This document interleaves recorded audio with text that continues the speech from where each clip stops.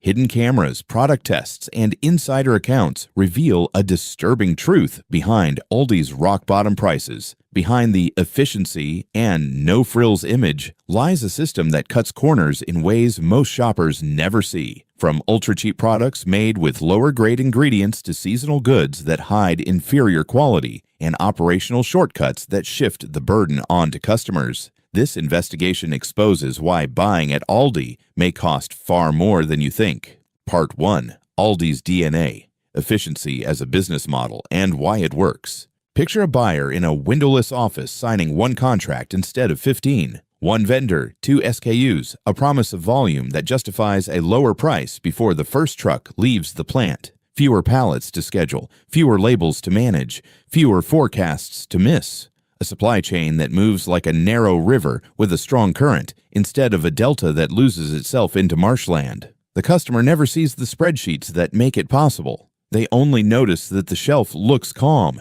and the price tag looks different from what they are used to seeing elsewhere. Choice is not free. Every extra brand creates storage complexity, slower replenishment, and more waste when something does not sell. Aldi learned to treat choice like an expense line. Strip it back. Buy deep. Negotiate harder. The result is leverage. A vendor will do things for one buyer who commits to a warehouse of volume that they will never do for a buyer who nibbles around the edges. It is the grocery version of wholesale, applied to the entire store. The building itself tells the same story. 12,000 square feet on average, not 40,000. 5 or 6 aisles arranged like train tracks. A loop you can walk without losing your sense of direction. Every step you do not take is a kilowatt not burned, a minute of labor not scheduled, a square foot of rent not paid. In a conventional store, the layout invites meandering because meandering is profitable when margins are thin and you need impulse buys. Here, the layout invites completion.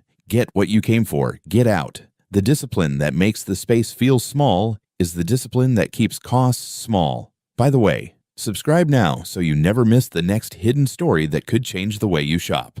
Aldi does not try to win your heart with a brand you already know. It saves the money that would have been spent on that brand's marketing and puts it into the product inside the box. 9 out of 10 items you touch are their own labels. Clancy's, Friendly Farms, Simply Nature. The names are unassuming by design. They carry no legacy to pay for, no celebrity chef, no Super Bowl ad. The savings on promotion alone can be the difference between an ordinary ingredient and a better one. 20 to 25% disappears from the brand tax, and the money reappears as a lower shelf price or as a higher spec that does not need to be advertised because you taste it. Many of those items are made in the same factories that make the national brands. The difference is ownership of the label and control of the spec. Before a product earns space, it is tested against the category leader. If it does not meet or beat, it does not ship.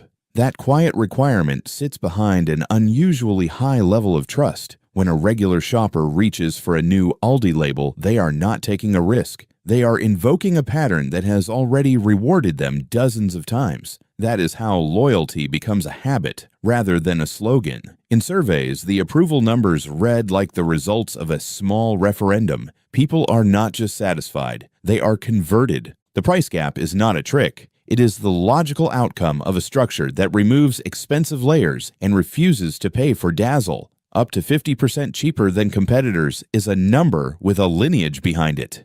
Fewer brands to manage, smaller stores to power, private labels to specify, direct contracts to sign. The store reduces its burn rate everywhere it can and passes the savings forward because lower prices are not decoration here. They are the business model. If you want to see how this plays out on a single shelf, walk to the chocolate. The premium bars carry European names that mean something in the factories where they were made. Moser Roth, Chausseur. They come from Germany and Belgium, and they declare their seriousness in the first square of chocolate that breaks with a clean sound. The ingredient list reads like a promise. Cocoa butter, where cheaper chocolates use vegetable oils. A mouthfeel that melts rather than coats. Dark varieties with cocoa percentages that do not need to shout because they are obvious the moment the bitterness blooms and recedes. A shopper who has never bought a luxury bar might try one here because the price does not punish curiosity. A bar that would cost $8 or $10 in a boutique costs less than $3. It is not cheaper because it is lesser. It is cheaper because the store refuses to pay for the performance of being fancy. There is a warning label hidden in the same aisle. The bottom shelf holds ultra-budget bars with the wrong kind of shine, more sugar than cocoa,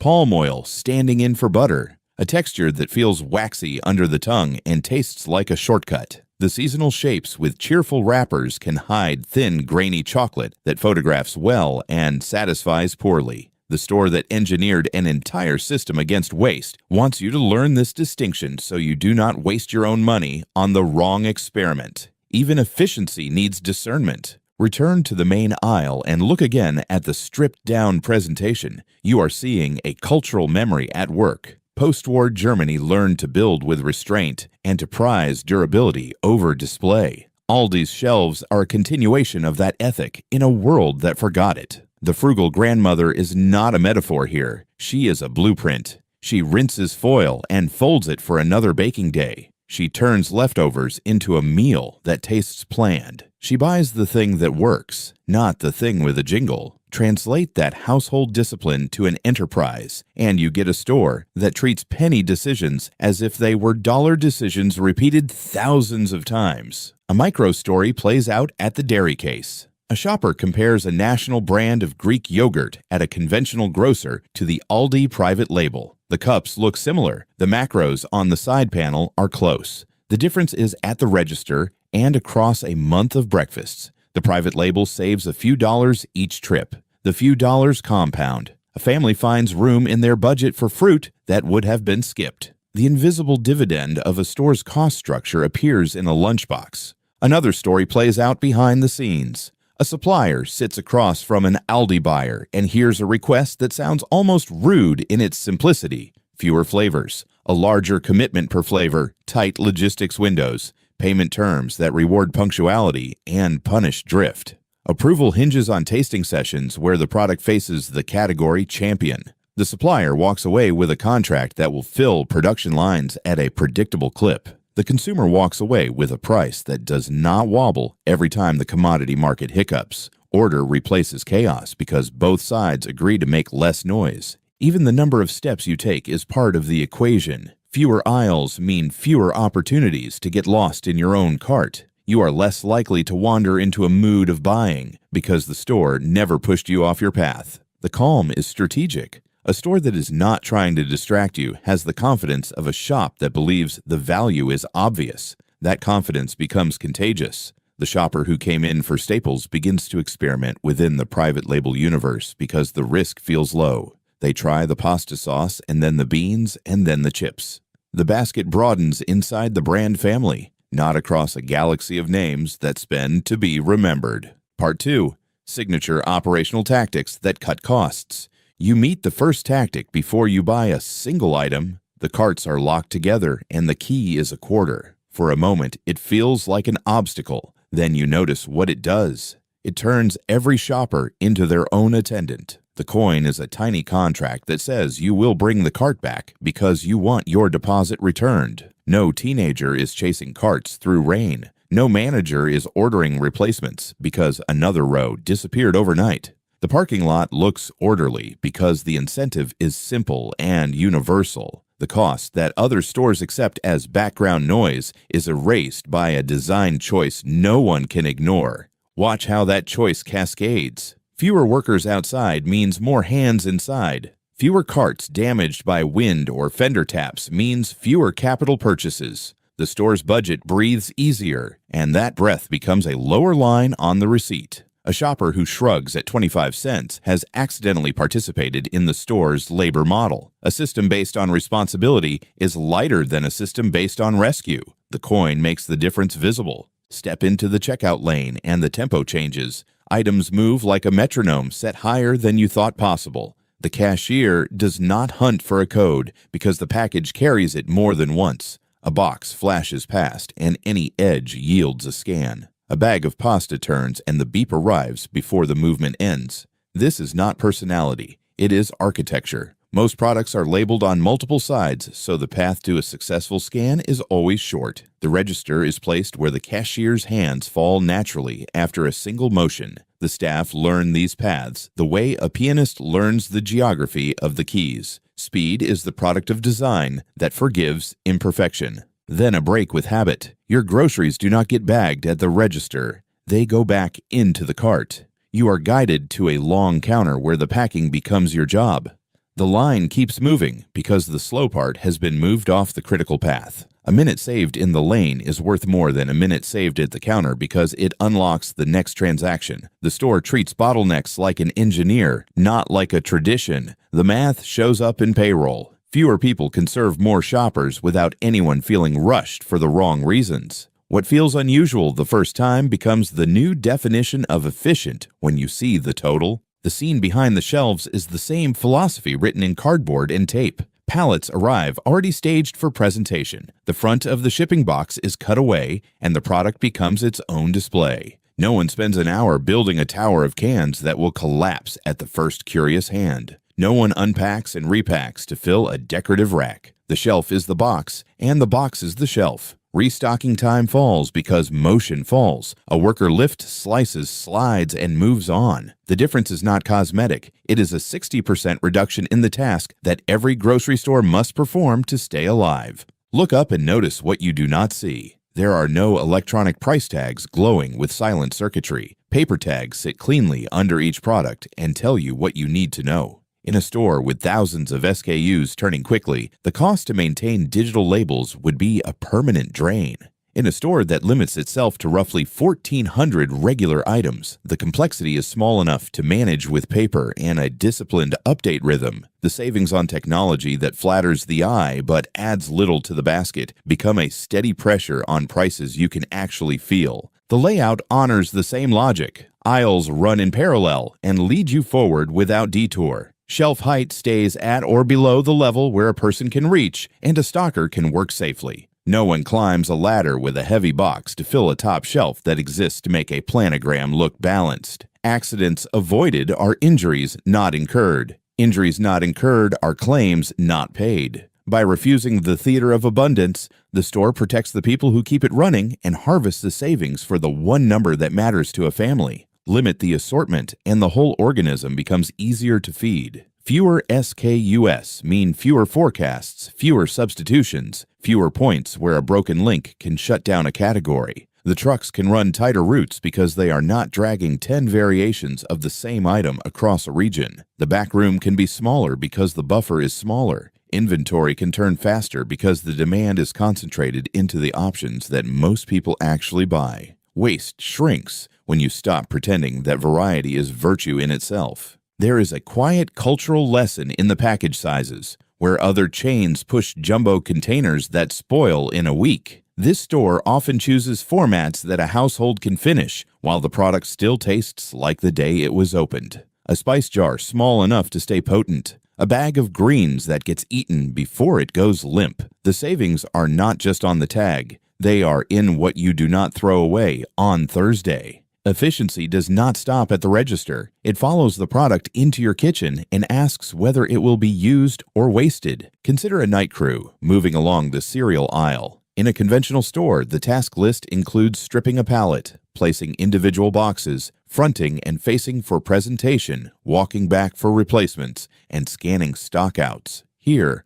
a worker rolls a pallet to position, opens box fronts in a practiced rhythm, slides them into place, and checks the tag. The difference might be a few seconds per facings, repeated hundreds of times each night, turning into hours of labor saved each week, turning into wages that can be allocated where they matter more. Compounded across a chain, the savings are a gravity that pulls prices down without a memo announcing a sale. Another microstory begins at a packaging table. A supplier designs a carton with 4 barcodes instead of 1. The ink costs almost nothing. The benefit at scale is enormous. Fewer misreads, fewer rescans, a smoother line, and a happier customer. The decision lands on a shopper's experience as a feeling of competence. The store looks like it has its act together because it invested in the details that prevent chaos. The energy budget follows the same script. Smaller buildings need less to heat, cool, and light. Fewer doors opening to the outside mean less conditioned air lost to the parking lot. Refrigeration is grouped and monitored, not scattered like a theme park illusion of plenty. The cumulative effect is a utility bill that does not wobble wildly with the weather. Stability on the back end gives stability on the shelf edge. What you are seeing is a portfolio of small decisions that refuse to be small. A coin that enlists customers. A barcode that shortens a reach. A box that becomes a shelf. A lane that never stops for bags. A tag that is printed instead of powered. A roster that leans because the work is simpler. Each tactic eliminates a friction point that other grocers treat as inevitable. Each friction removed becomes money available for something better inside the product or a lower price under it. Part 3. Strategic expansion into premium goods and the psychological hooks. The store did not stop at staples. It learned to speak in the language of treats and health without changing its grammar of restraint. The first signal is subtle. A green leaf icon on a label you have never seen on television. Simply nature extends an invitation to eat cleaner without paying the tax that usually accompanies virtue. The aisle reads like a promise kept in plain packaging. Quinoa that does not turn the receipt into a sermon. Cold-pressed juices that do not need a glass case and mood lighting. The premium is in the product, not the performance. A family tries a week on this path and discovers that the constraint that kept the store affordable becomes the same constraint that keeps wellness within reach. 200 organic options are not a sprawl. They are a selection. The store curates instead of dazzles, and the curation makes the price possible. You do not have to wonder which of 12 oat milks is a trap. You choose the one that exists, and you keep the savings that a retailer once spent convincing you it was special. Another customer arrives with different rules. She has stopped eating meat, but refuses to live on side dishes. The Earth-grown line is not a euphemism. It is a statement that a discount chain can take a dietary choice seriously. Burgers that brown, nuggets that crisp, staples that fit into weeknight cooking without turning dinner into homework. The price lands like permission. You can align your plate with your values without getting a lecture from your bank account. The store removes things as deliberately as it adds them.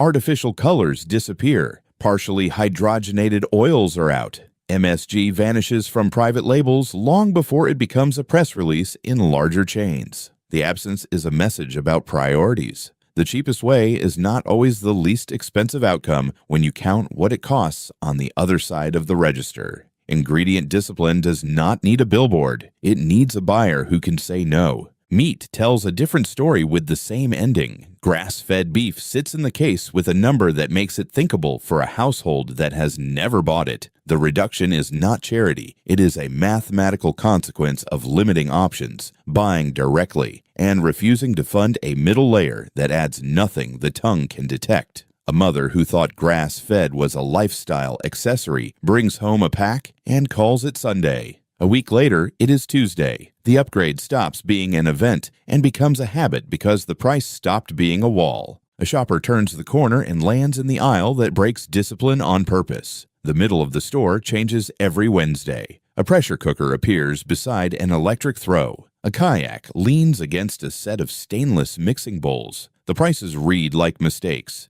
This is not a liquidation warehouse. It is a calibrated release valve that turns a routine errand into a small adventure. The inventory is finite by design. The truck delivered just enough to create urgency without creating waste. When it is gone, and the absence is part of the thrill. If you want to understand the pull, arrive 10 minutes before opening on a week when the flyer teased something unexpectedly specific. A bread machine in winter, camping gear in spring. A watchful line forms not out of frenzy, but curiosity. People who came for milk discover a reason to return sooner than they planned. The store has given them a riddle that changes weekly. Treasure hunt is the right phrase, not because the goods are rare, but because the chance to be early awakens the precise emotions retail was built to stir. Novelty, scarcity, the quiet pride of a good find. The tactic does not contradict the store's frugality. It harvests impulse without requiring spectacle. It asks you to participate and rewards you when you do.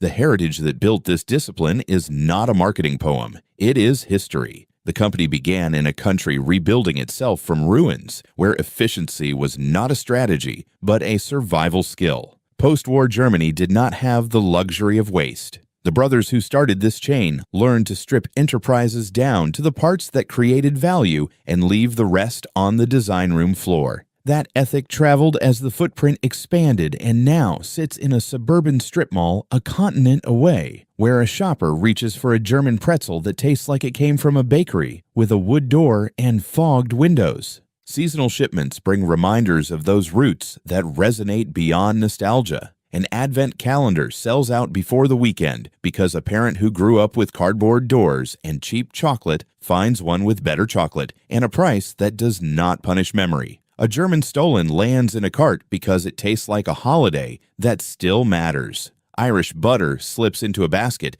because the difference between okay and good is $1 and a decision. The store compresses Europe into a set of artifacts that fit in your freezer and pantry. Authenticity becomes a grocery item instead of a plane ticket. Sustainability is not a sticker here. It is a set of quiet choices that reduce waste because waste is expensive. Packaging tends to be functional, not theatrical. Recycling streams are respected because they lower disposal costs and align with standards the company learned under stricter European rules. This is not an identity play. It is a cost structure that happens to align with a social good. The shopper who cares about the planet can feel that alignment. The shopper who does not care still benefits from the savings it produces. Part 4. Social impact, changing shopper habits, and a final warning. A grocery model is never just about groceries. It is a set of rules that ripples through kitchens, neighborhoods, and small businesses that sit on the edge of survival. A mother opens her budgeting app on a Sunday night and sees that the week's food cost did not lurch upward the way it has at other stores. The predictability is worth more than the last dollar saved. Predictability is the difference between paying a bill on time and paying a fee for being late. A store that refuses spectacle gives her something rarer than a bargain. It gives her control. In a small diner 2 miles away, a cook rewrites his chalkboard menu with smaller handwriting because there are fewer items. Flour and oil went strange at his old supplier. He quietly moved his bulk staples to a different source, split sacks when he could not use them fast enough, and rebalanced his dishes so nothing depended on one volatile input. He begins to buy from the same place his regulars shop. When the costs ease, he adds back a pie that had become a memory. His customers notice without knowing why. A chain's private decisions have arrived as a slice of something that tastes like normal. Not every ripple feels kind. The grocer who built a career on wide aisles and dozens of brand facings watches regulars drift to a competitor that looks almost austere by comparison.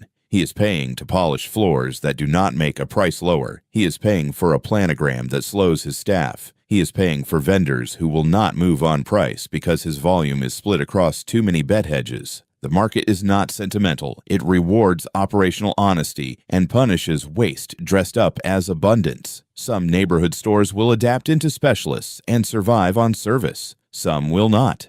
Households change their habits because the store trained them to. Once you learn that the cheapest version is not always the least costly outcome, your cart begins to look different. You buy the spice jar that you will finish before it turns dull. You buy the bag of greens that will be eaten while it is still a salad, not a promise. The savings shift from a tag to a trash can that fills more slowly. A teacher who usually throws away a third of what she bought makes it through Thursday without a wilted confession. The numbers are quiet, but they alter the week's mood. Health choices stretch when the shelf price stops punishing them. The couple who used to ration olive oil now use it without flinching and stop reaching for a cheaper seed oil that never sat right with them. Grass-fed is no longer a holiday splurge. The organic beans that made sense in theory finally make sense in practice because they do not force a trade with the electric bill. Wellness becomes less performative and more routine when it costs what real people can pay. The middle aisle is where restraint meets appetite, and it tests the discipline that made everything else work. A pressure cooker at half the usual price is not a mistake. It is bait with integrity. If you buy it to use, you have won.